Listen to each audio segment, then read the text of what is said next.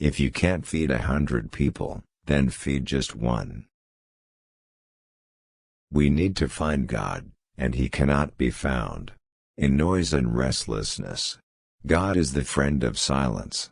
See how nature, trees, flowers, grass grows in silence. See the stars, the moon and the sun, how they move in silence. If we have no peace, it is because we have forgotten that we belong to each other. Be faithful in small things, because it is in them that your strength lies.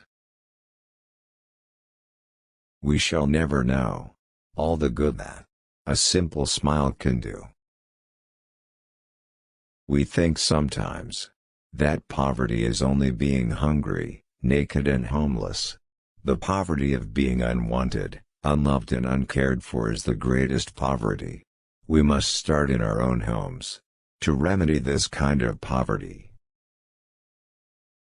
Love begins by taking care of the closest ones, the ones at home.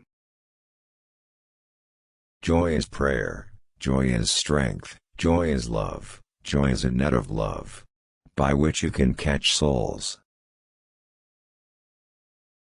Love begins at home, and it is not how much we do, but how much love we put in that action. Let us touch the dying, the poor, the lonely and the unwanted, according to the graces we have received, and let us not be ashamed or slow to do the humble work. The biggest disease today is not leprosy or tuberculosis, but rather the feeling of being unwanted. There must be a reason why some people can afford to live well. They must have worked for it. I only feel angry when I see waste, when I see people throwing away things that we could use. Being unwanted, unloved, uncared for, forgotten by everybody, I think that is a much greater hunger, a much greater poverty than the person who has nothing to eat. Let us not be satisfied with just giving money. Money is not enough. Money can be got, but they need your hearts to love them. So, spread your love everywhere you go. I try to give to the poor people for love what the rich could get for money. No, I wouldn't touch a leper for 1,000 pounds, yet I willingly cure him for the love of God. Our life of poverty is as necessary as the work itself. Only in heaven will we see how much we owe to the poor for helping us to love God better because of them.